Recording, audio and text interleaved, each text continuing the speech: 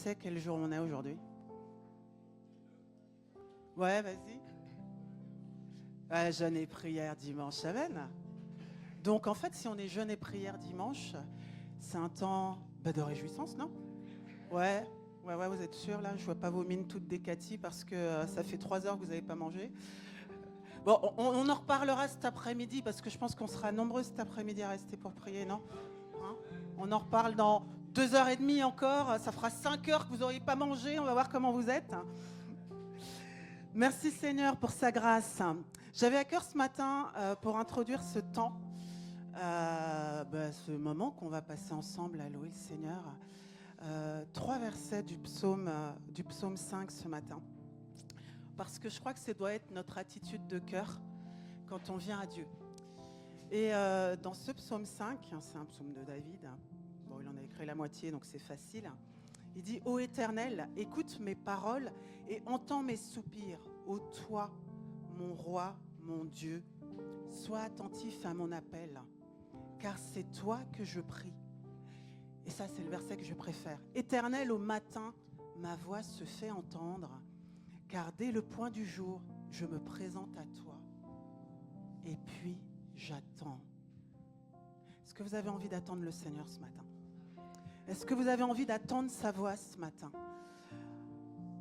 Ce matin, vous êtes tous venus pour écouter Dieu, je pense. Et le Seigneur, il est venu aussi nous écouter.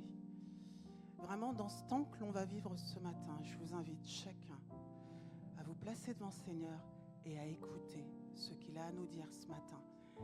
Il y a plein de temps qu'on vit ensemble et Dieu parle toujours.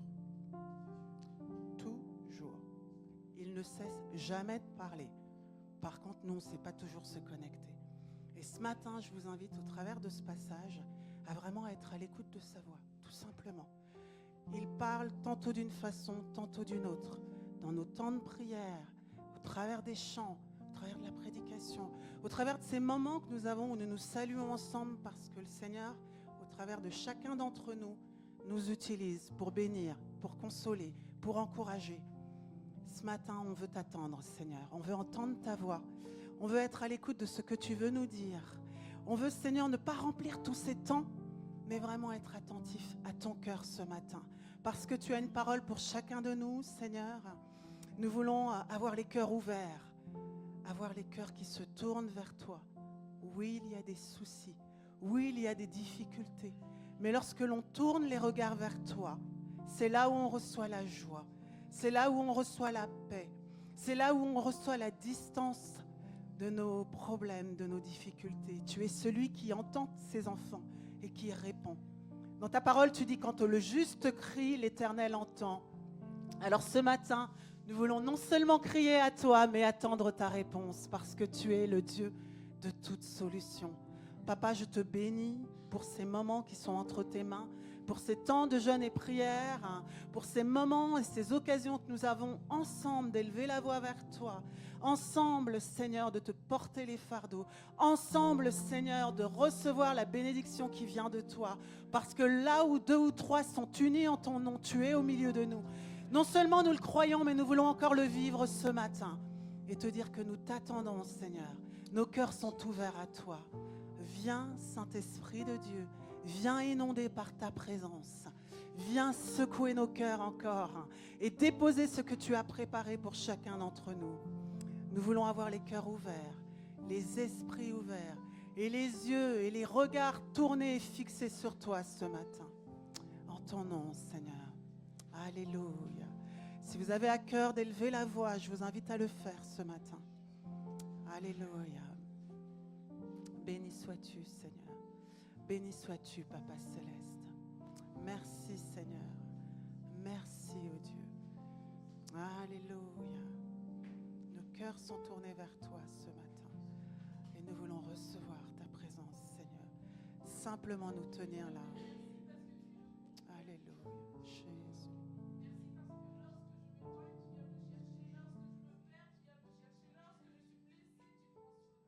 Alléluia, Jésus.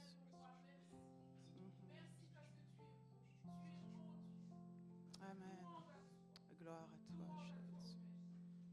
Alléluia, amen. Gloire à l'agneau.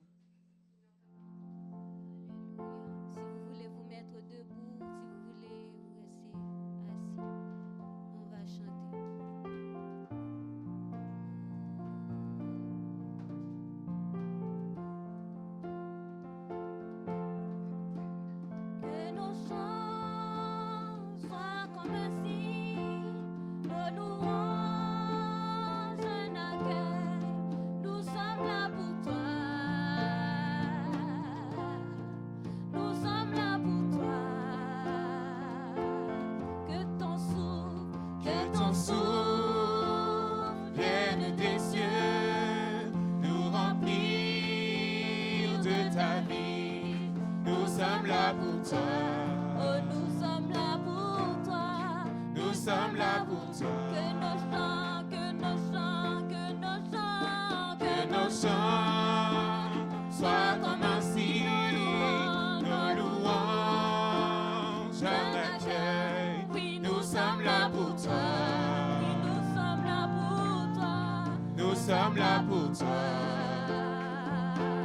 Que ton souffle, Que ton souffle vienne des cieux, nous remplit de ta vie. Oh papa, Nous sommes là pour toi. Oh oui, pour toi. Nous sommes là pour toi. Oh, nos cœurs sont ouverts. Oh, tiens, Oh, nous ne te cachons rien. Nous avons soif de Oh, toi. car Tu es le Dieu saint, tout autre Dieu est vain. Oh, que ton feu descende. nos cœurs sont ouverts. Cœurs sont ouverts au tien, nous ne te cachons rien. Nous avons soif de toi. Car tu es le Dieu saint, tout autre Dieu est vain. Oh, que ton feu descende. Que nos cris Sois comme un hymne, que ton nom retentisse.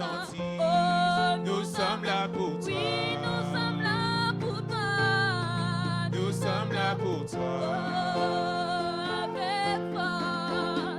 avec force, papa, Dis un seul mot et les morts revivent. Oh oui, Nous sommes là pour toi. Oh papa, nous sommes là pour toi.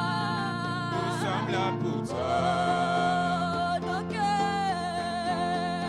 nos cœurs sont Ouverts au tien, nous ne te cachons rien. Oh oui, Nous avons soif de oh, toi. car Car tu es le Dieu saint, tout autre Dieu est vain. Oh, que ton feu descende. Nos cœurs sont ouverts au tien, nous ne te cachons rien. Nous avons soif de toi. Car tu es le Dieu saint, tout autre Dieu est vain. Oh, que ton feu descende.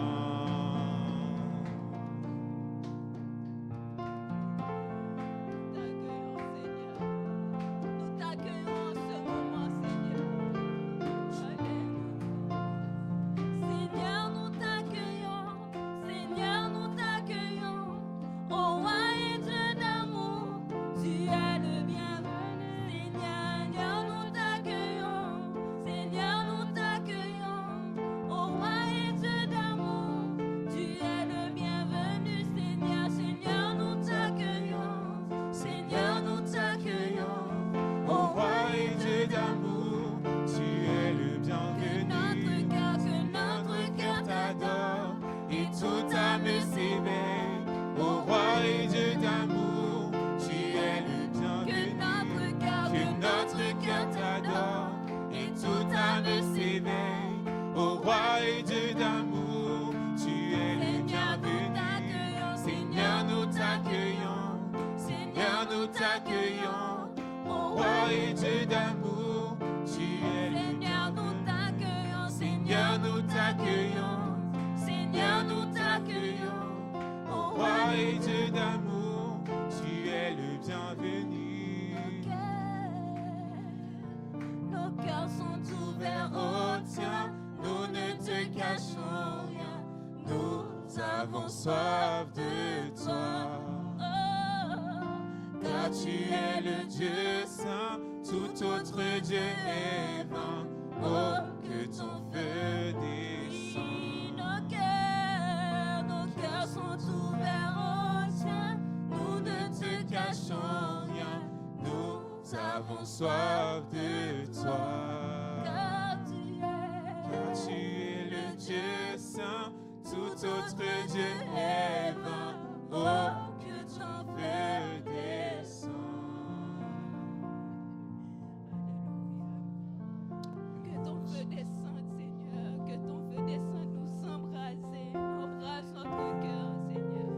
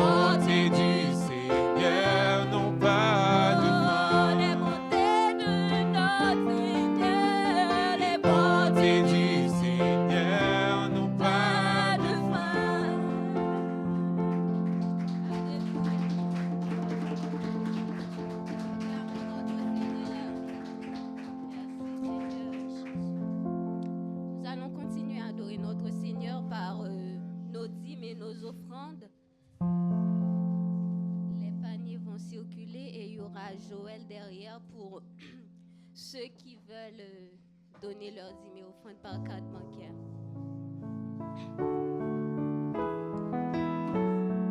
Parce que tout ce que nous avons, c'est pour le Seigneur. Nous ne voulons n'être qu'à lui et à lui seul.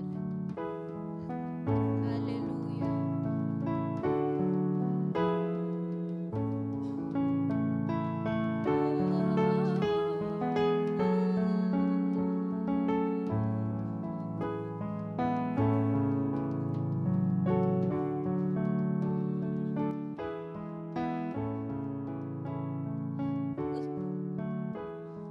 Reçois de moi le parfum qui t'est dû, la beauté de ton nom, mon âme est perdue, je veux n'être qu'à toi.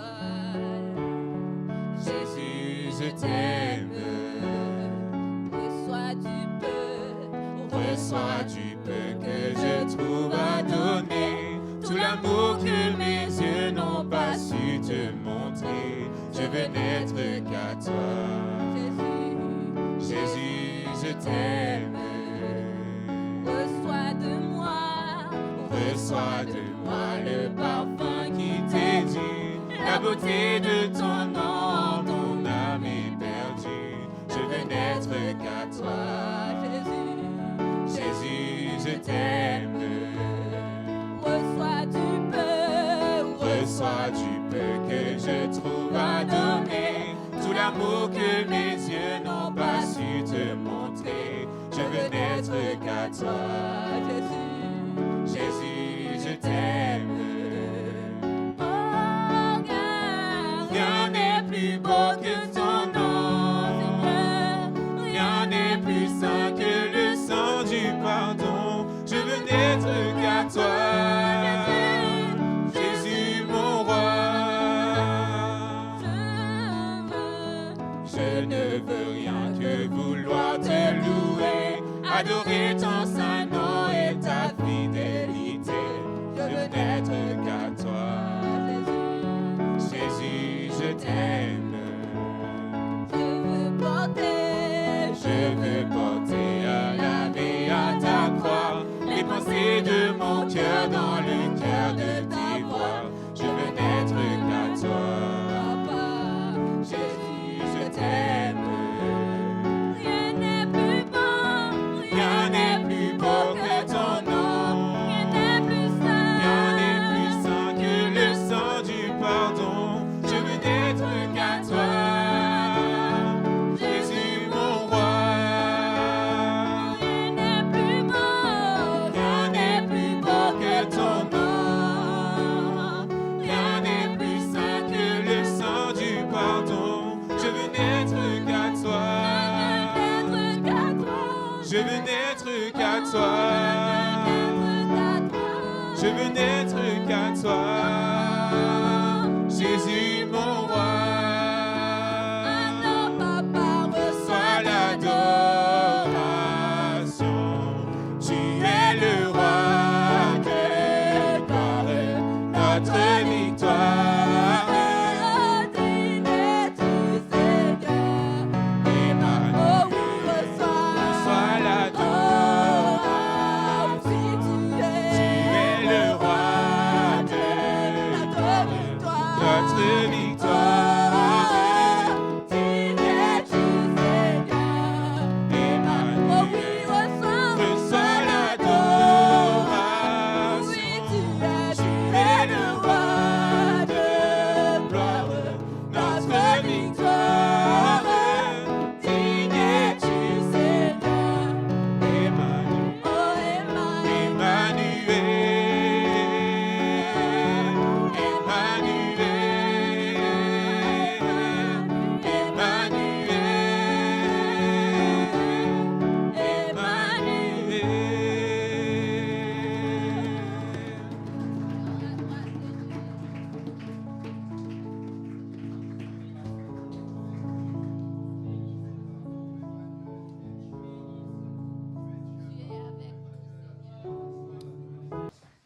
Il fait donc bon d'être dans la maison du Seigneur. C'est vrai, on a une journée de jeûne et prière, mais quand on fait jeûne et prière, ça ne veut pas dire qu'on est abattu. Au contraire, il y a de la joie. C'est une joie de pouvoir être en communion avec le Seigneur, vraiment de ressentir sa présence. Et moi, ce qui me touche, c'est la bonté de Dieu. C'est vrai, on a toujours tendance à dire Dieu est bon. On le dit comme ça. Mais quand on se laisse toucher par Dieu, vraiment quand on est touché par la bonté de Dieu, il y a autre chose qui se passe en nous. Je ne veux pas être ému, c'est vrai, Dieu est tellement bon, on le dit, mais c'est quelque chose qu'on ne peut pas imaginer. Et quand on sait que ce Dieu, il est au-dessus de tout, il est plus grand que l'univers, mais c'est vrai, on dit ça, mais c'est quelque chose, mais vraiment, on ne se rend pas compte. C'est vraiment extraordinaire que ce Dieu, il est venu comme un bébé. Il est venu comme un, comment dire, il était vulnérable quand Dieu est venu. Et il est dit, il est venu dans un milieu hostile. Jésus est venu dans un milieu hostile. Et cette hostilité, dans ce monde hostile, la réponse que Jésus apporte à un monde hostile, c'est d'être crucifié afin que le pardon et la rédemption soient possibles. Et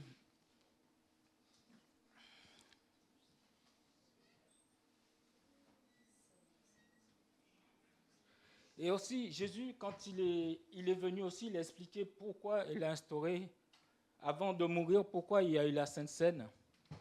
Il nous a dit comme quoi,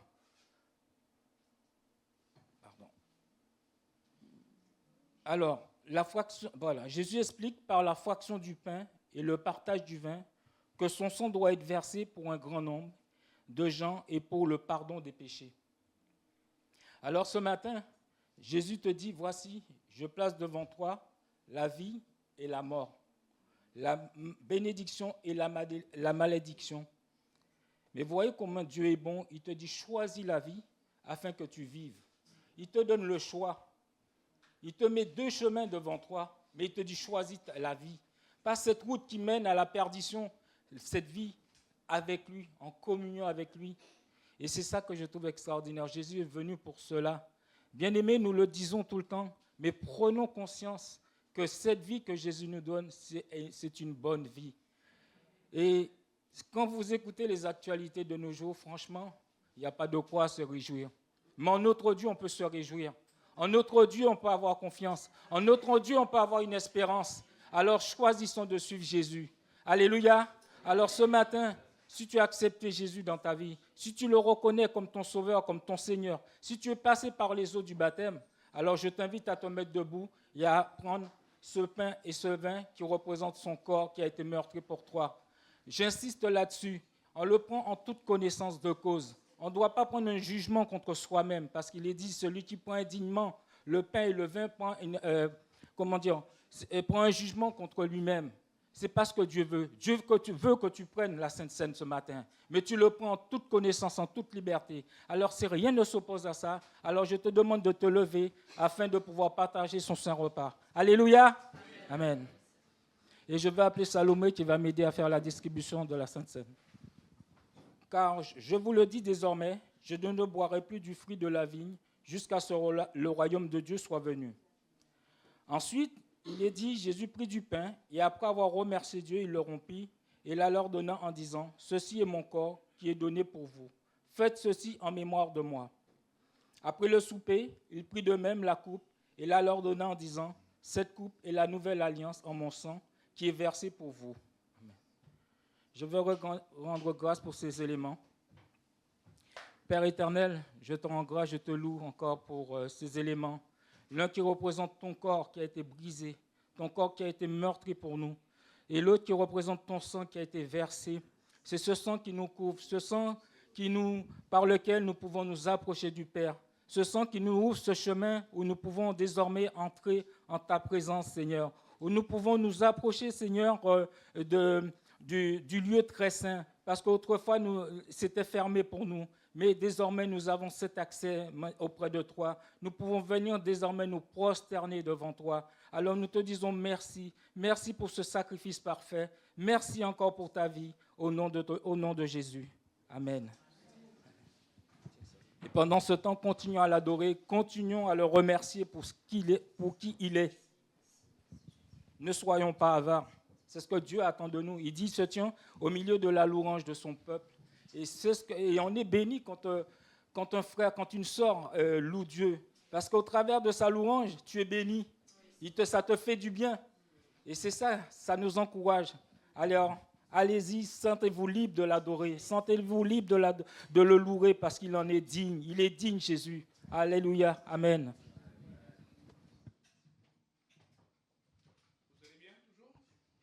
Vous êtes là? On va continuer avec la parole comptée.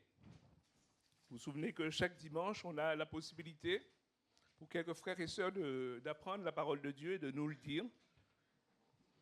Donc, je vais appeler les personnes qui sont désignées pour ce matin à venir avec moi devant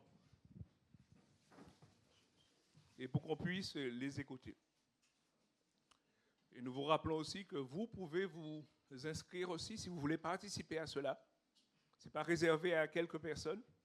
Il suffit d'aller voir Brigitte qui est derrière et de vous inscrire et elle fera un plaisir de vous inscrire et on vous entendra dans l'église. Ok.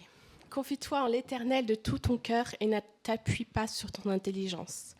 Cherche à connaître sa volonté dans tout ce que tu entreprends et il te conduira dans le droit chemin. Proverbe 3, 5, 6. Amen.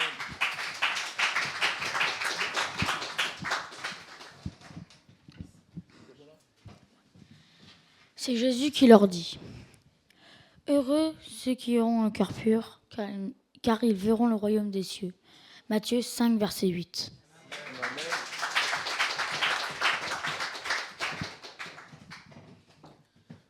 Quand tu moissonneras ton champ et tu auras oublié une gerbe, ne retourne pas en arrière. Elle sera pour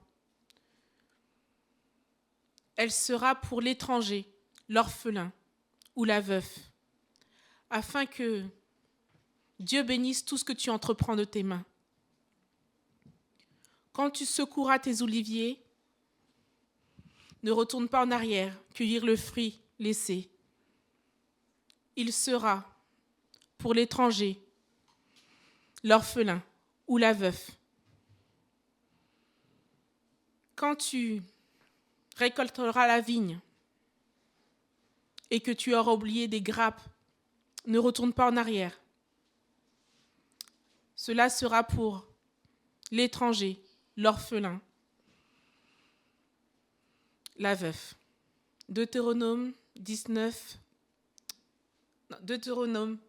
chapitre 24, de 19 à 21.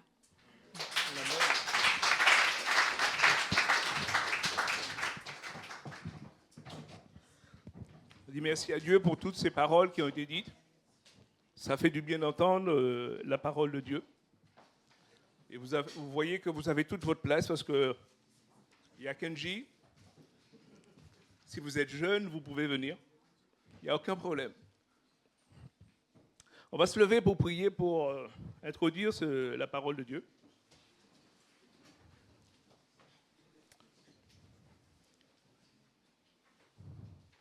Et on veut vraiment ce matin nous laisser conduire par Dieu, laisser disposer nos cœurs afin d'entendre ce que Dieu a à nous dire, au-delà d'un homme, au-delà de ce que peut dire un homme. C'est ce que Dieu veut nous dire que nous devons entendre. Père éternel, je te rends grâce encore ce matin pour le privilège d'être devant toi, de pouvoir parler de ta part, Jésus. Tu connais toutes choses. Je remets ces moments entre tes mains. Je te prie pour celui ou celle qui est entré dans ce lieu chargé, fatigué, découragé. Celui qui est entré dans ce lieu qui ne te connaît pas. Jusqu'ici, tu as parlé, tu parleras encore, Jésus. Parce que tu n'es pas limité, Père. Et nous voulons vraiment ce matin que celui qui est entré dans ce lieu puisse recevoir une parole de ta part, puisse recevoir une réponse de ta part. Alors ce matin, donne gloire et honneur à ton nom, Père. manifeste-toi encore puissamment dans le nom de Jésus. Amen.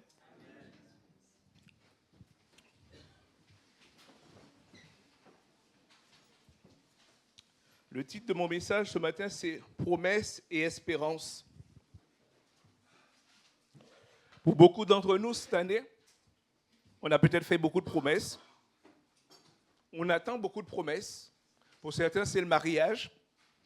Pour certains, peut-être, c'est de changer de travail, de changer de logement. Mais ce matin, est-ce que nous faisons confiance à Dieu pour entendre ses promesses? Est-ce que nous nous attendons à Dieu pour avoir ses promesses? Parce que c'est ce qui est le plus important. Parce que les hommes peuvent nous faire des promesses. Nous pouvons faire des promesses, mais nous savons nous-mêmes que des fois, nous ne les tenons pas. Nous savons que nous-mêmes, nous ne pouvons pas les tenir. Au 1er janvier, on fait beaucoup de promesses. Et des fois, le 31 décembre, on les a oubliées ou abandonnées. Ou même si on y pense, mais on ne met pas les moyens pour les accomplir. Et j'aimerais qu'on lise ces quelques versets que j'ai mis ce matin. C'est Hébreux, chapitre 6, et les versets 9 à 20. C'est bon pour tout le monde? Dans Hébreux 9, il nous est dit, « Mes chers amis,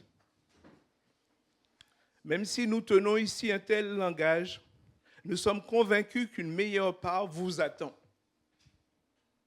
celle du salut. Car Dieu n'est pas injuste au point d'oublier l'activité que vous avez déployée par amour pour lui, dans les services que vous avez rendus et que vous rendez encore à ceux qui font partie du peuple saint. Mais nous désirons que chacun de vous fasse preuve du même zèle pour amener votre espérance à son plein épanouissement jusqu'à la fin. Le but, c'est d'aller jusqu'à la fin. Ainsi, vous ne vous relâcherez pas, mais vous imiterez ceux qui, par leur foi et leur attente patiente, reçoivent l'héritage promis.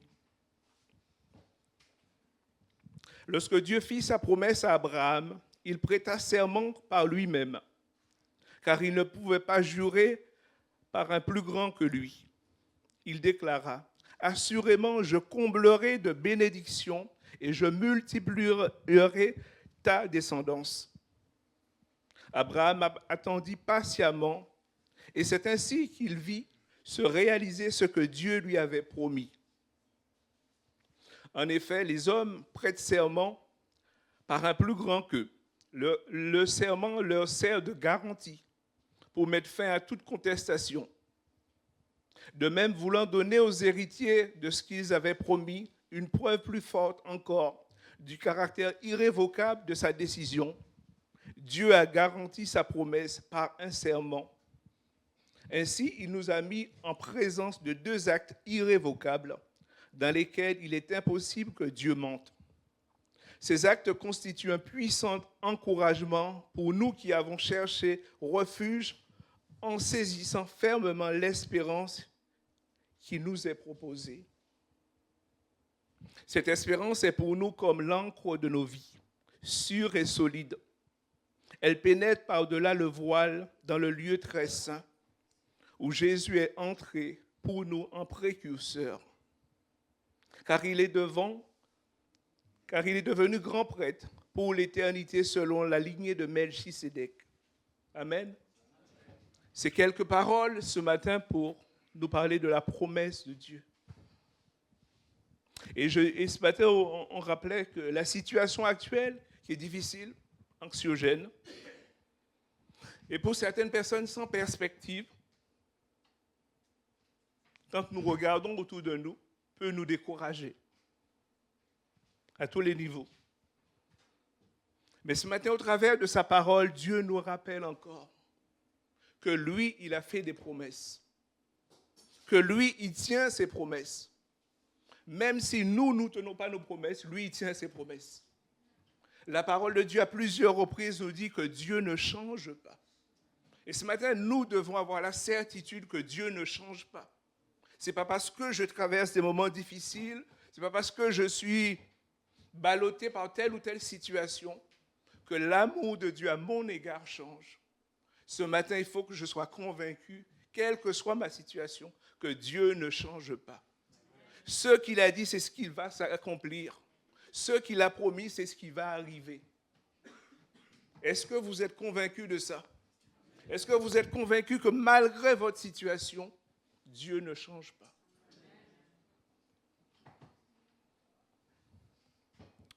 Dans les chapitres, on va faire un petit rappel quand même parce qu'on lit Hébreu pour ceux qui ont déjà lu. J'espère que vous les avez lus. Vous avez déjà lu Hébreu.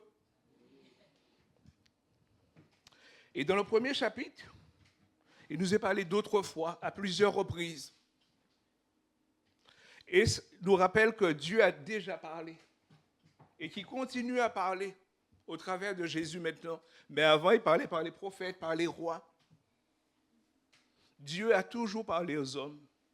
Et il a toujours parlé aux hommes parce qu'il est fidèle, parce qu'il est bon, parce qu'il ne se renie pas lui-même. La Bible nous dit qu'il ne se renie pas lui-même. Même si moi je suis infidèle, Dieu demeure le fidèle. Dans le deuxième chapitre, c'est juste pour vous donner un encouragement pour lire tous les chapitres d'Hébreu ce matin. Il nous est dit, si Dieu a parlé dans le premier chapitre, et ce qu'il a dit s'est réalisé, nous devons prendre au sérieux ce qu'il dit maintenant. Parce que ce qu'il a dit dans le passé s'est réalisé, et maintenant, ce qu'il a dit au travers de Jésus va aussi se réaliser.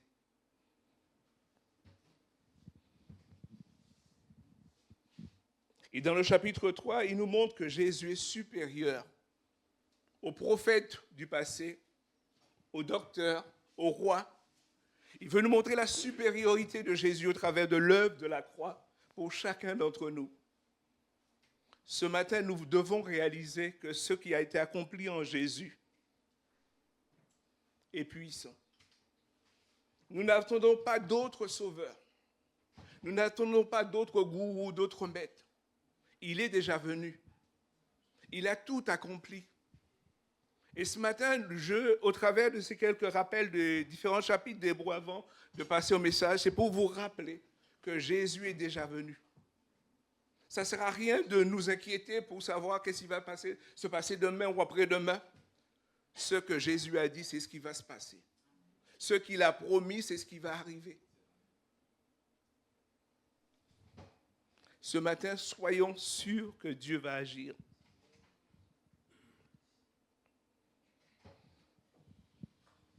Et au chapitre 4, il nous est dit, alors que Dieu a fait des promesses,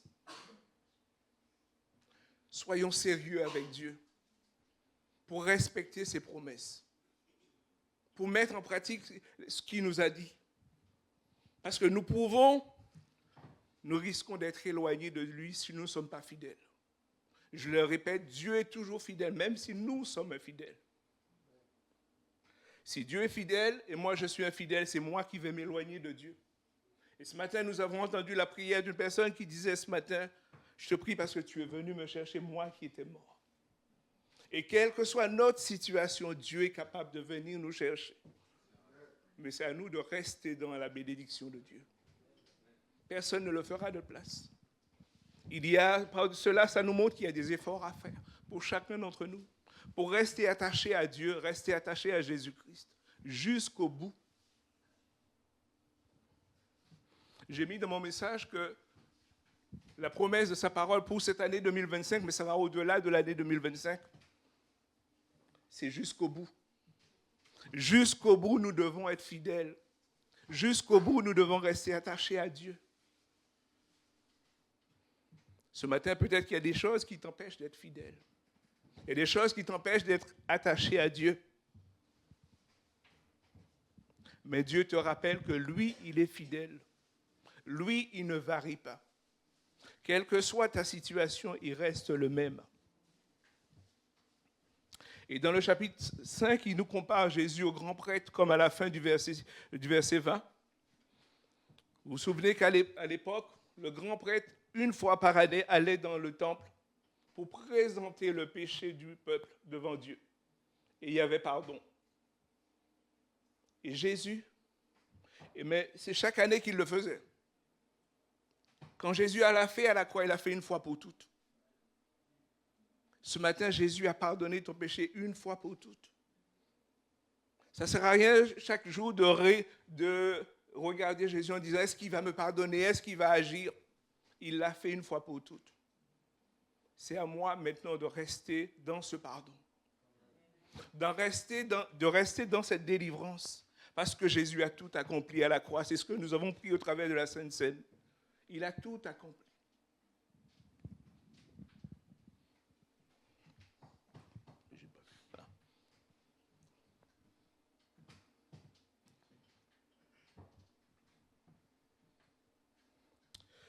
Et au travers de ces versets, il nous a parlé d'un homme, il a parlé d'Abraham. Au départ, Abraham ne fait pas partie du peuple de Dieu. Et voici le message qu'Abraham va recevoir de la part de Dieu. Quitte ton pays. Va en Canaan. Va en Canaan, là où je suis.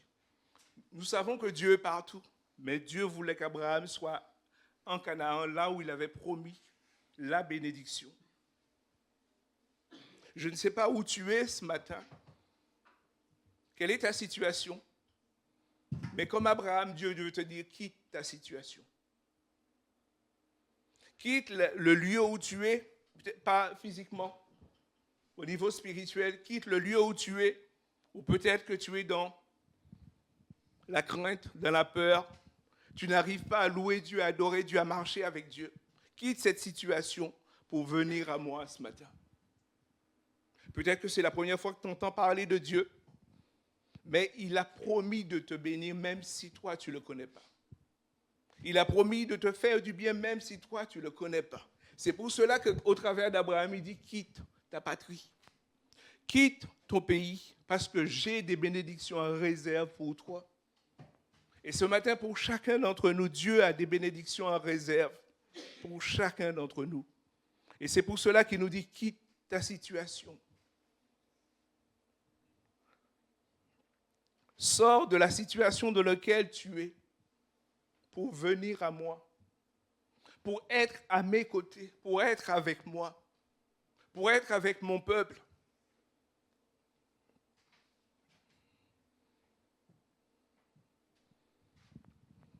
Qu'est-ce qui t'empêche ce matin peut-être de quitter cette situation? Mais il y a cet appel de Dieu à quitter ta situation, à sortir de là où tu es. Peut-être que tu vas me dire, je suis malade, je traverse des moments difficiles, il y a des conflits.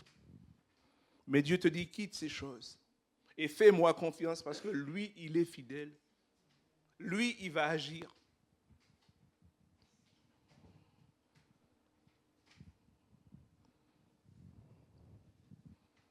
Et j'ai mis un mot, la vie ne se résume pas. Vous connaissez, pour ceux qui habitent sur la région parisienne, métro, boulot, dodo. Il y a une vie avec Dieu.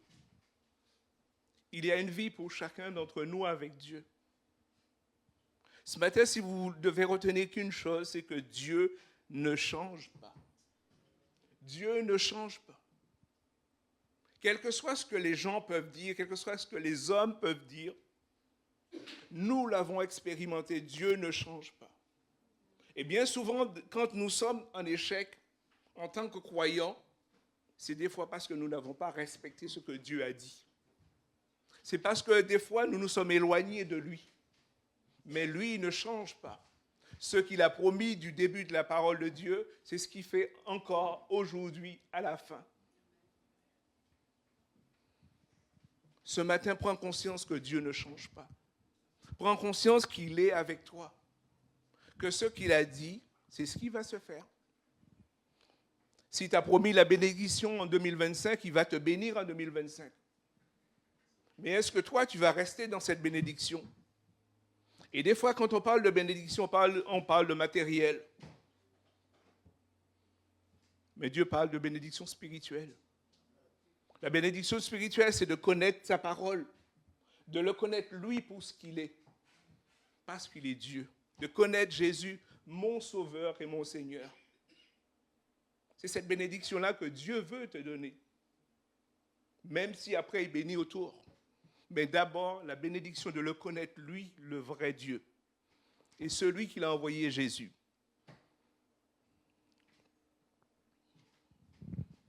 La deuxième chose qu'il va dire à Abraham, c'est « Quitte ton pays, ta patrie », la première chose. C'est ce qu'on voit dans Genèse 12, 4 à 9. Et dans l'Apocalypse, on nous est dit qu'il frappe à la porte.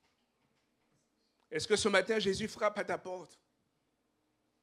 À la porte de ton cœur pour te dire, il est temps de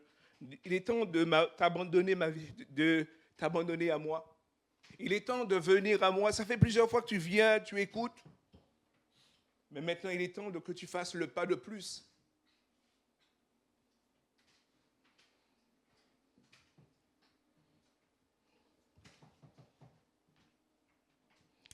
Il est dit, je ferai de toi l'ancêtre d'une grande nation. Et dans cette parole, il nous est dit, Dieu a donné à Abraham une grande descendance. Et peut-être quand on lit ça, on ne réalise pas que avant d'avoir cette grande dépendance, Abraham est passé par des moments difficiles. Il a eu son premier enfant à 99 ans. Alors que depuis le départ, Dieu lui a dit, je te bénirai, je te donnerai une descendance. Entre le moment où Dieu l'a appelé et le moment où ça s'est réalisé, il s'est passé un temps. Et peut-être qu'il a été découragé. Il a fait des erreurs, nous le dit la parole de Dieu. Mais à chaque fois, Dieu lui rappelle encore que je te donnerai une descendance. Parce que c'est ce que Dieu a promis. Ce n'est pas Abraham qui s'est dit, je veux avoir une descendance. Dieu lui a dit, je te ferai une descendance. Et ce que Dieu a promis, c'est ce qui va se réaliser. Et malgré son âge, Dieu va lui donner l'enfant de la promesse. Nous savons qu'il a eu le premier enfant, Ismaël, parce que voyant que la situation n'arrive pas à se décanter, sa femme va lui dire, prends la servante, donne un petit coup de main à Dieu, peut-être c'est la descendance. Mais c'est pas ce que Dieu lui avait dit. Dieu lui a dit, c'est de toi et de ta femme que la descendance viendra.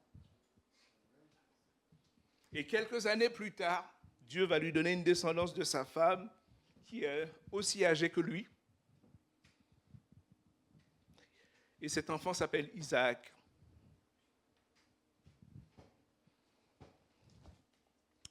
On entend souvent beaucoup de mères qui ne peuvent pas avoir d'enfants. Quand ils ont un enfant, des fois 40, 41, 42, combien ils sont contentes. Elles sont contentes.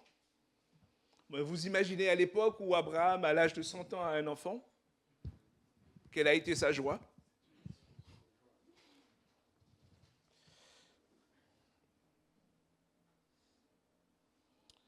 Quand l'ange va le visiter au chapitre 18, au verset 10, il lui dit, puis l'un d'eux dit, l'an prochain, à la même époque, je ne manquerai pas de revenir vers toi et ta femme Sarah aura un fils. Et sa femme qui avait 100 ans a ri parce qu'elle dit, à mon âge, est-ce que je vais avoir un enfant?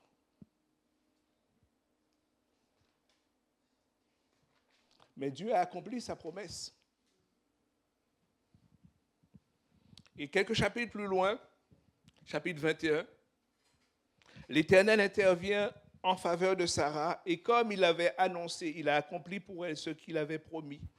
Elle devient enceinte, et au temps promis par Dieu, elle donna un fils à Abraham. Bien que celui-ci fût âgé, il appela ce fils qui lui était né de Sarah, Isaac. Sa femme, quelques années plus tôt, ne pensait même pas que Dieu pouvait faire cela. Quand l'ange lui annonce la nouvelle, elle rit. Elle se pose des questions. Mais quelques années plus tard, la promesse s'accomplit. Et la promesse s'accomplit non pas parce que Abraham et Sarah étaient des pères, parce que Dieu est Dieu. Parce que Dieu est fidèle à sa parole. parce que Dieu ne change pas. Ce matin, il faut qu'on soit convaincu que Dieu ne change pas. Nous changeons. Nous pouvons l'abandonner, mais lui, il demeure le même. Ce matin, que je sois convaincu que Dieu ne change pas. Et dans cette année 2025, pour aller jusqu'au bout, avec l'Église, il faut qu'on soit convaincu que ce que Dieu a promis à l'Église, c'est ce qui va se réaliser. Ce que Dieu m'a promis individuellement, c'est ce qui va se réaliser. Je ne parle pas des bénédictions spirituelles et matérielles, je parle des spirituelles. De le connaître, de lire sa parole, de marcher avec lui. Parce que quand ces bénédictions spirituelles s'accomplissent, les autres choses se mettent en place. Dieu bénit autour. Mais quand nos yeux sont fixés que sur la bénédiction matérielle, des fois nous loupons la volonté de Dieu, ce que Dieu veut pour nous. Parce que nous attachons plus à la bénédiction qu'à Dieu lui-même. Et Dieu désire que nous soyons attachés à lui. Parce que c'est lui qui bénit. C'est lui qui agit, c'est lui qui fait tout. Alors ce matin, que tes regards ne soient pas fixés sur la bénédiction matérielle, mais soient fixés sur Dieu et Dieu seul.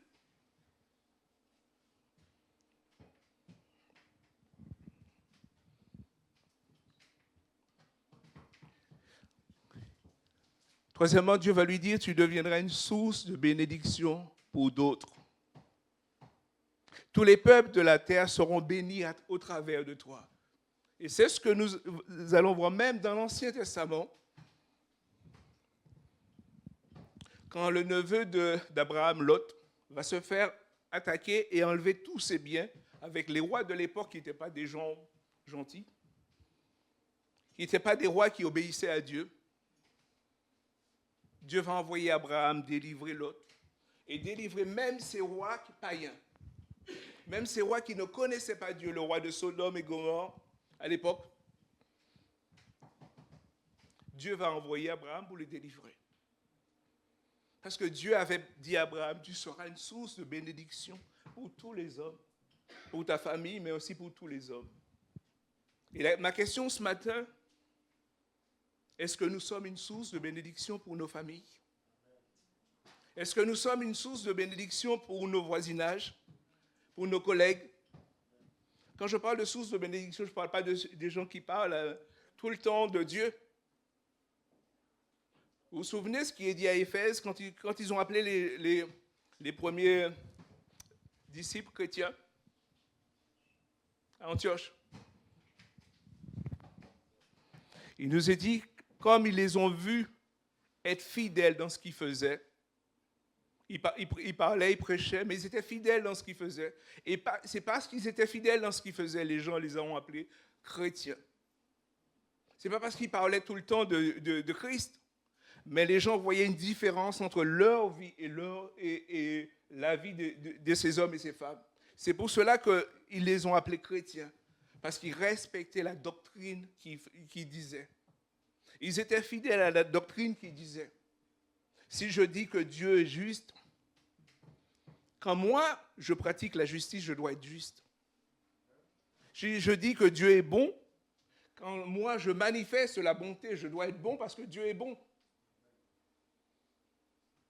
Si je dis que Dieu est bon et que quand les autres me regardent, ils ne voient pas la bonté en moi, ils vont douter de Dieu. Ils vont dire, tu prêches Dieu, mais ça ne nous touche pas vraiment. Nous devons être fidèles à ce que nous prêchons. Et bien souvent, il vaut mieux ne pas parler et agir et laisser les autres dire et ça ne se passe pas. Tu seras une source de bénédiction dans ta famille. J'ai pris 3 exemples dans la parole de Dieu où il parle de bénédiction dans la famille. Le premier se situe dans Marc 5, au verset 18 à 20. Vous vous souvenez du Gadarénien? Jésus arrive, traverse le Jourdain et tombe sur un territoire et il rencontre un homme qui est possédé. Jésus va le délivrer. Et quand Jésus repart, cet homme demande à Jésus, « Est-ce que je peux te suivre ?» Et quelle est la réponse de Jésus? « Va dire aux siens ce que Dieu a fait pour toi. » Et il nous est dit que quand cet homme va retourner dans sa famille et dans la contrée, il va avoir un réveil au travers de cet homme. Parce que lui, il va dire tout ce que Dieu a fait pour lui. Et les gens vont voir, et les gens qui le connaissaient vont voir la différence entre celui, vous vous souvenez à l'époque, il dormait dans les cimetières, et là, il est retourné dans sa famille. C'est plus la même personne. Lui qui dormait dans les cimetières, on était obligé de l'attacher. Là, il est libre, il est dans son bon sens, et il parle de Jésus. Il va dans sa famille et annonce Jésus, annonce ce que Jésus a fait pour lui. Le deuxième se trouve dans Acte 10, 24. Et Acte 10, 24 nous parle de Corneille. Vous vous souvenez de Corneille? Le centenier romain. Un ange va lui parler, va lui dire, Dieu a entendu tes prières. Dieu a vu tes œuvres. Demande à Pierre de venir chez toi. Et quand Pierre va arriver chez lui, Pierre est juif, lui il n'est pas juif. Pierre va commencer à parler. Et il nous est dit, il est là avec toute sa famille et tous ses amis intimes. Et quand Pierre va parler, l'Esprit de Dieu tombe sur Corneille et sa famille. Parce que Corneille connaît Dieu, même si il ne fait pas partie du peuple de Dieu, mais il connaît Dieu. Il prie Dieu. Il a donné la priorité à Dieu dans sa vie. Et quand Pierre va parler, le Saint-Esprit descend sur lui, il est baptisé du Saint-Esprit. Et Pierre va dire, est-ce qu'on peut ne pas baptiser d'eau un homme qui est baptisé du Saint-Esprit?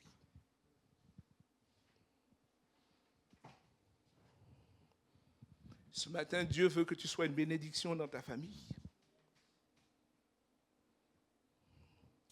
Et on va prendre le dernier, c'est dans Jean 4, 39 à 42. Et si je vous demande, il s'agit de quelle situation? Sans ouvrir votre Bible. Ah, la Samaritaine. Cette femme qui évitait tout le monde. Cette femme qui allait chercher de l'eau en plein midi. Parce qu'elle avait les relations n'étaient pas très bonnes avec son voisinage, avec ses amis. Et il nous est dit, et en plein midi, c'est l'heure où Jésus décide de passer dans ce lieu. Et c'est là où Jésus va la rencontrer. Jésus va la rencontrer parce que Jésus a décidé de rencontrer cette femme. Et quand on lit sa situation, elle a eu 5 maris. Elle a un 6e qui n'est pas son mari. Et quand elle entend toutes ces choses, elle va se remettre en question. Et elle va reconnaître que celui qui est en face de lui, c'est le Seigneur et le Sauveur de son âme. Et il nous est dit simplement, qu'est-ce qu'elle va faire? Elle qui n'aimait pas la foule, elle va aller dans son village dire qu'elle a rencontré Jésus. Elle a rencontré le Messie. Elle a rencontré celui qui devait venir. Peut-être que les gens l'ont pris pour folle en disant « ouais ». Mais elle était tellement convaincue que quand les gens sont venus, les gens ont dit « on croit à ce que tu dis ». Et au-delà, on croit à ce que lui aussi dit. Parce que c'est lui qui est Dieu. 3 personnes, 3 situations différentes. Et Dieu, et ils vont être une source de bénédiction pour leur famille. Ce matin, c'est la promesse de Dieu pour toi aussi. Que nous soyons des sources de bénédiction pour nos familles, pour nos amis, pour notre voisinage, pour nos collègues de travail. Et je le répète, ce n'est pas source de bénédiction en parole, des fois, mais en action. En montrant au travers de nous qui est Dieu. En laissant Dieu prendre toute sa place en chacun d'entre nous. En faisant les choses selon Dieu. Nous ne sommes pas là pour montrer notre justice, montrer notre Dieu. Nous devons laisser Dieu se manifester en chacun d'entre nous. Des fois, on veut prouver aux gens que Dieu existe. Mais vivons déjà comme Dieu veut. Et Dieu fera le reste. Et nous serons étonnés.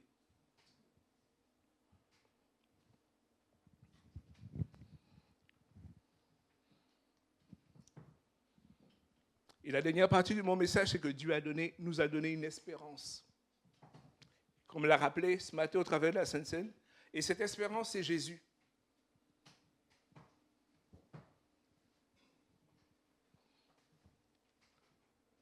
Et à la fin de ce verset, il nous a dit 3 choses. Jésus est l'ancre solide pour chacun d'entre nous.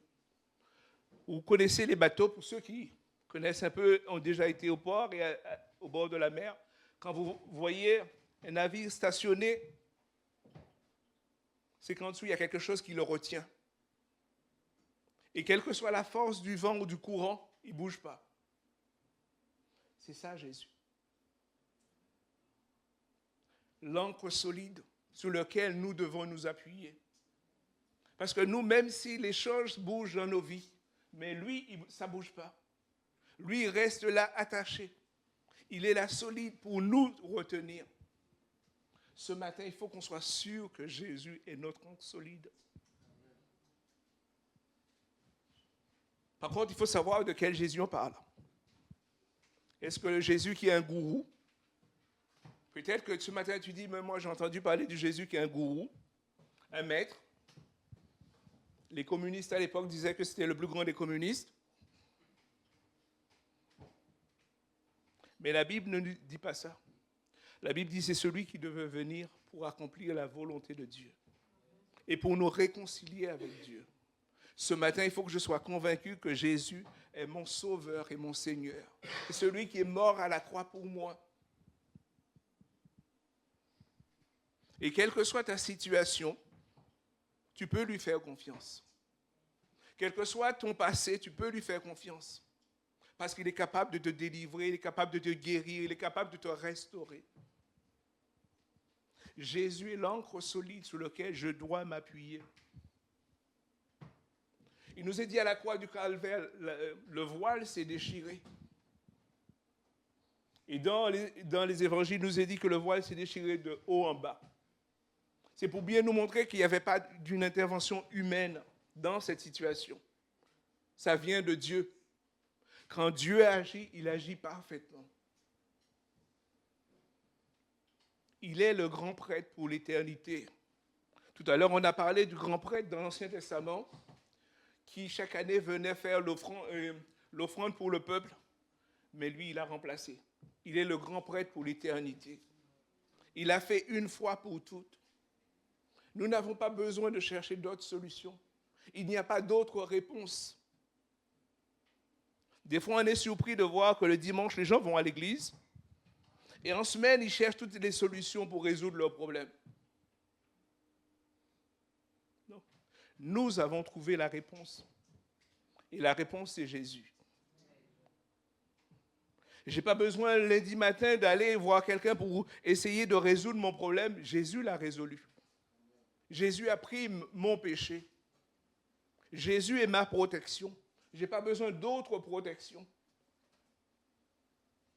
Jésus est ma paix, ma justice.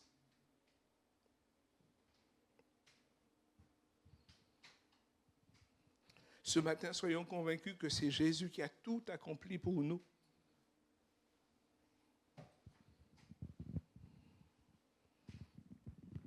Il nous est parlé de cet exemple dans la parole de Dieu où les disciples sont dans la barque et Jésus est en train de dormir. Et ils sont tous paniqués, sauf Jésus. Il le réveille en disant, « Tu t'inquiètes pas que nous, on coule, on périt ?» Et quelle est la réponse de Jésus? Il se lève et il ordonne au vent de se calmer. C'est ce que Jésus fait dans ta vie. Quand tu le laisses agir, il calme la tempête dans ta vie. Mais il faut avoir recours à Jésus. Il Il ne faut pas avoir recours à un gourou, à un maître ou je ne sais quoi, qui ou quoi. On n'a pas besoin d'avoir, pour certaines personnes qui connaissent, une chaîne pour notre protection. Ça existe un peu plus que vous pensez. Les gens ils sont attachés à un bijou. C'est ma protection. Nous, notre protection, c'est Jésus. Lui, il ne change pas. Quel que soit ce qui peut m'arriver, lui, il est là pour me protéger, pour me garder. Et ce matin, si tu as ces choses en toi, si tu n'es pas sûr, et tu te dis, mais il y a Jésus, mais je veux autre chose. Non. Abandonne ce que tu as. Abandonne la fausse protection peut-être que tu te donnes et laisse Jésus entrer dans ta vie. Laisse Jésus faire le ménage dans ta vie. Je ne t'ai pas dit de faire le ménage dans ta vie, mais laisse Jésus faire le ménage parce que lui, quand il fait le ménage, il le fait parfaitement. Il sait ce qu'il fait. Il sait comment faire. Parce que des fois, on veut faire le ménage et on fait plus de dégâts qu'autre chose. Mais quand Jésus fait le ménage, lui, il agit. Et il agit parfaitement.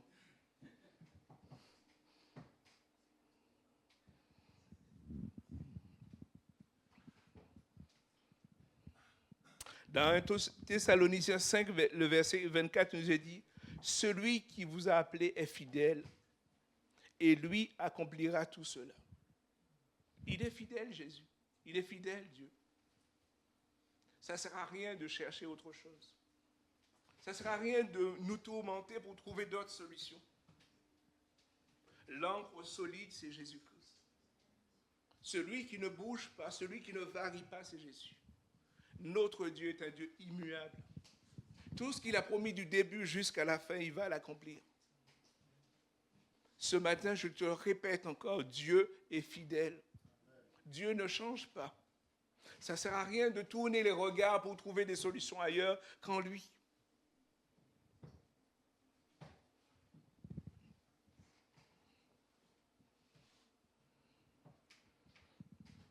Avant de partir, Jésus va dire, je suis avec vous tous les jours, jusqu'à la fin. Et c'est vrai qu'il y a des jours, on a l'impression qu'il n'est pas avec nous. Quand au travail, ça va mal. Quand dans la famille, ça va mal. Et on a l'impression qu'il n'est pas avec nous. Mais il faudrait peut-être laisser nos impressions de côté. Et laisser la parole de Dieu nous rappeler qu'il est là tous les jours avec nous. Laisser la parole de Dieu nous dire qu'il est à nos côtés. Même si je ne comprends pas la situation, Dieu est à mes côtés. Dieu est là pour m'aider à résoudre telle ou telle situation. Par contre, il faut que j'accepte sa solution. Parce que des fois, on sait que la situation qu'on vit n'est pas bien, mais on ne veut pas trouver la réponse en Jésus. Parce que la réponse peut nous déranger. Ce matin, Dieu est Dieu et il veut que tu lui fasses confiance. Il veut que tu t'appuies sur lui. Peut-être dans le passé, tu t'es appuyé sur lui, tu as été déçu, tu as été découragé. Mais pour cette année 2025, fais confiance à Dieu. Fais confiance à Jésus. Ce qu'il a dit, il va l'accomplir. Et j'aimerais te poser cette question, que vas-tu répondre à cela ce matin? Si ce matin tu as besoin de prière, tu te dis, j'ai besoin de trouver ce roc solide sur lequel je dois m'appuyer. Il suffit de lever ta main et je vais prier pour toi. Parce que Dieu est capable de te bénir. Dieu veut te bénir. On va se lever tous ensemble. Et on va prier, on va lui faire dire, Seigneur, tu es notre roc. Tu es l'encre sur laquelle nous voulons nous appuyer en cette année 2025. Pour nos projets personnels, pour les projets de l'Église, pour la situation de ce pays, pour nos situations personnelles. Il est la solution. Il est la réponse. Nous te rendons toute la gloire, Père, parce que tu es la réponse. Tu es la solution à mes problèmes, à mes situations, à mes difficultés. Dans ma famille, Père, dans la situation de mes amis, dans mon voisinage, tu es la réponse.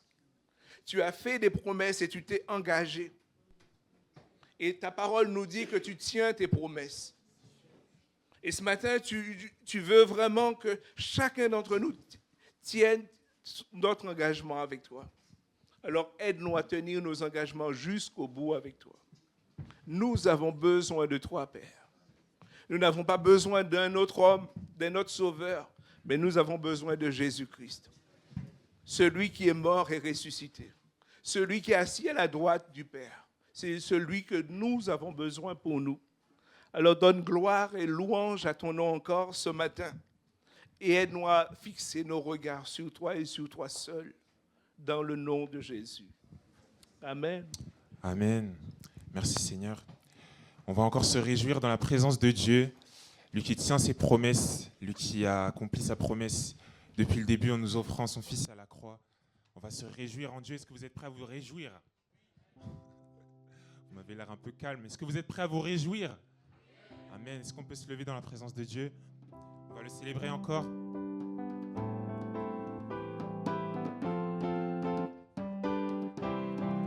Je veux me réjouir dans le Dieu de mon salut, en Jésus mon roi. Je veux me réjouir dans le Dieu de mon salut, en Jésus mon roi. Oh, je veux me réjouir.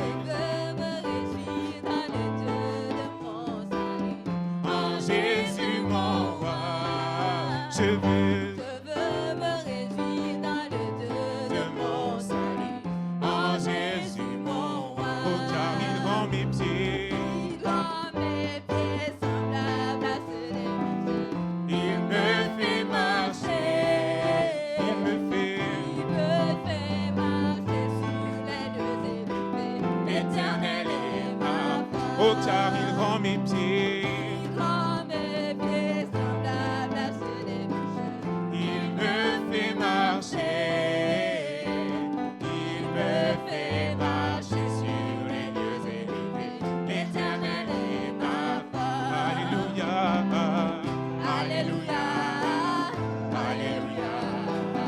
Alléluia, Jésus, Alléluia, Alléluia, Alléluia, Alléluia, Jésus. Oh, je veux me réjouir. Je veux me réjouir dans le Dieu de mon salut, en Jésus mon roi. Je veux me réjouir dans le Dieu de mon salut, en Jésus mon roi. Oh, car il rend mes pieds. Est-ce que tu le crois?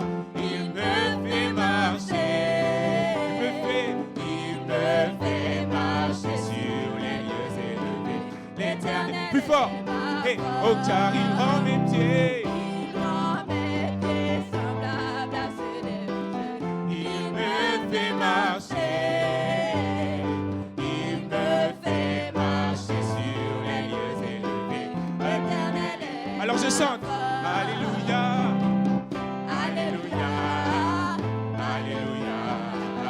Alléluia, Jésus. Alléluia. Alléluia. Alléluia, Jésus. Et je chante Alléluia. Alléluia. Alléluia.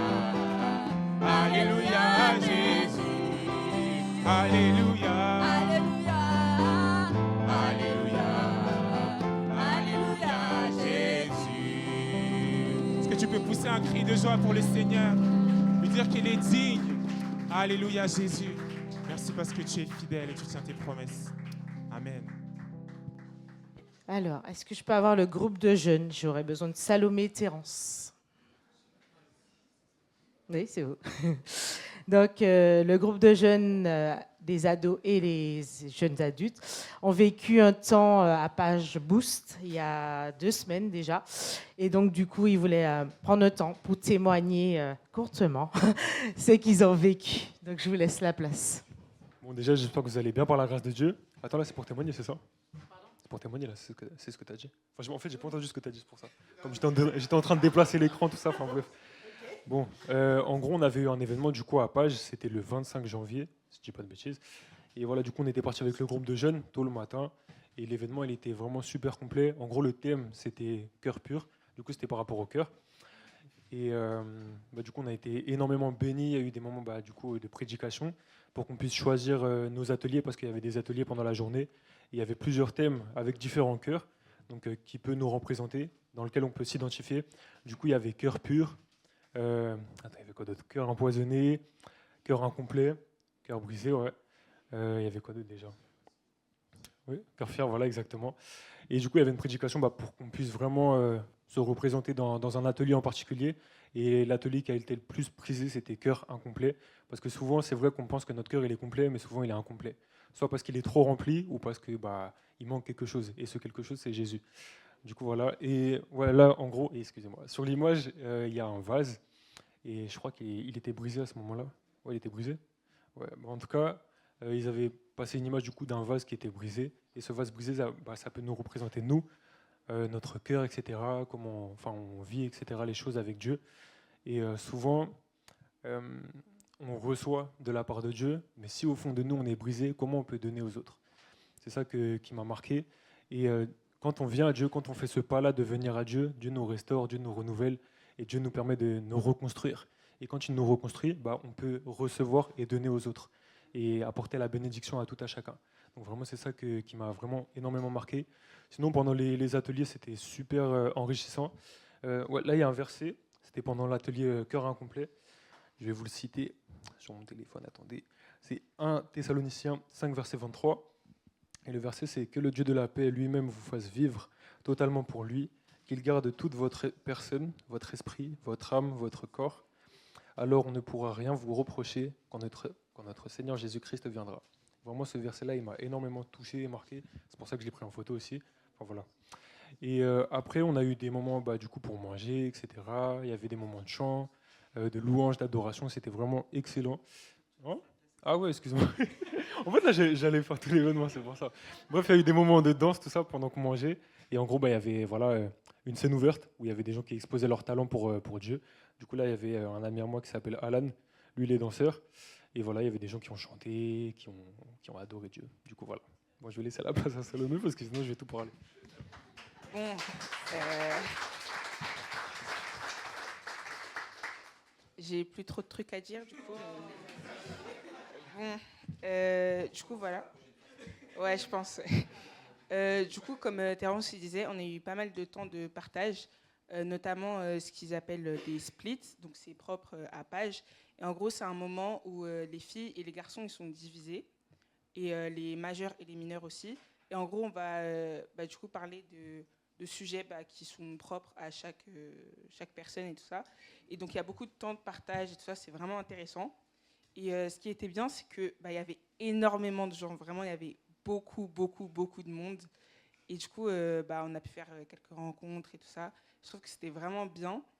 Même pour du coup, les nouveaux qui n'avaient pas fait Page, je parle un peu pour eux, mais en tout cas, de ce qu'on m'a dit, ils ont beaucoup aimé. Et franchement, c'était une bonne expérience. Du coup, voilà, par rapport aux ateliers, comme il a dit, cœur brisé et tout ça, voilà, c'était propre à chacun, même si c'était pas forcément toujours exactement adapté à chacun, mais bon, voilà. Ce qui était bien aussi, c'est qu'il y avait un moment un peu une prédication par rapport à la présentation des chœurs. Donc voilà, par rapport à cette photo, en fait, il y avait un pasteur, je ne sais plus comment il s'appelle. Ok. Ouais, voilà, c'est lui. Je sais pas. Et en gros, du coup, il nous expliquait tout ça. Il y avait même un moment qui m'a beaucoup plu, c'est au tout début. Ce qui s'est passé, c'est que la salle, elle était dans le noir. Et en gros, on entendait une voix et tout. Et genre, il y avait de la danse et tout. Et en fait, c'était une interprétation de chaque chœur avec une danse. C'était vraiment incroyable. Après, du coup, pendant le repas, oui, il y avait une scène ouverte, tout ça. Même si c'était pas vraiment dit, donc la plupart des gens l'ont raté. Mais bon, voilà.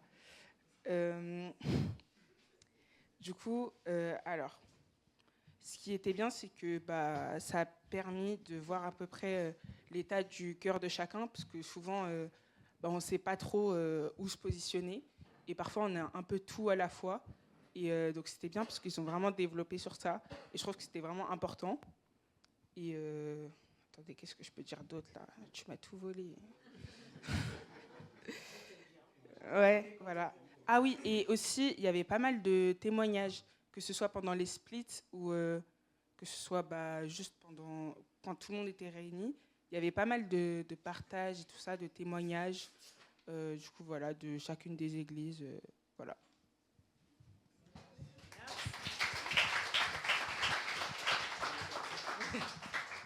Merci à vous tous les deux.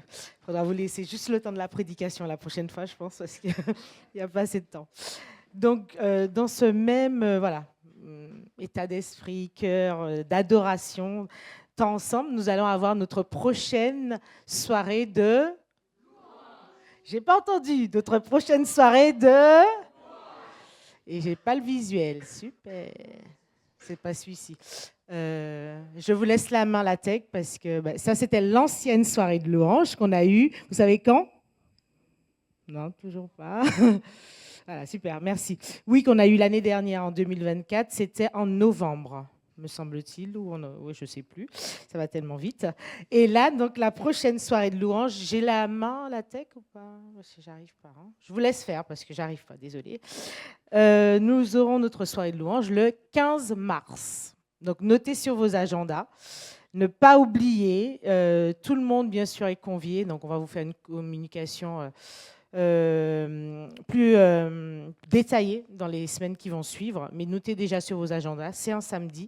C'est le samedi 15 mars à partir de 18h30. Donc, on va changer l'horaire, le format. On vous expliquera tout ça dans les jours qui viennent, mais à vos agendas. Oui. Bientôt, nous aurons notre préparation au baptême, préparation nouveaux membres. Il y a de nombreuses personnes qui se sont déjà manifestées. Il y a encore de la place. Vous pouvez venir vers moi. Voilà, je vais noter vos noms pour qu'on puisse vous inscrire. Et j'ai toujours pas la main. Je laisse tomber. Alors, la prochaine date, vous savez, on se retrouve 2 jours dans la ville de Troyes. Qu'est-ce qu'on va vivre ? Ah non, on va pas vivre, voilà. C'est ça, la Convention nationale.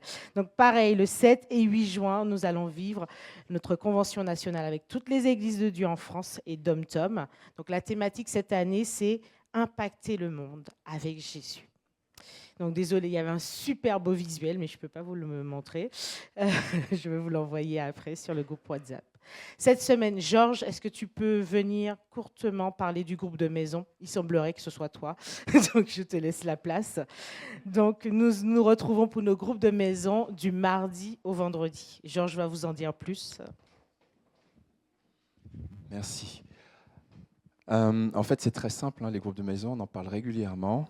Et c'est simplement pour vous inviter, toutes et tous, à rejoindre les groupes de maison. Alors, je vais encore demander, on l'a déjà fait, mais on le refait, à tous les responsables de groupes de maison. Daniel, s'il te plaît, tu peux te lever un instant.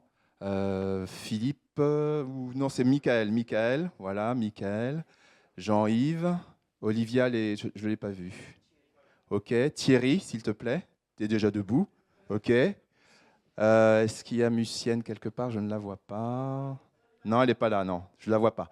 Donc, s'il vous plaît, vous êtes toutes et tous invités au groupe de maison. Alors, la question que vous pouvez vous poser, parce qu'on vous en parle souvent, c'est pourquoi on me parle tout le temps des groupes de maison? À quoi ça sert? Alors, le à quoi ça sert, Jean-Yves en a parlé il y a quelques semaines. Je ne vais pas revenir dessus.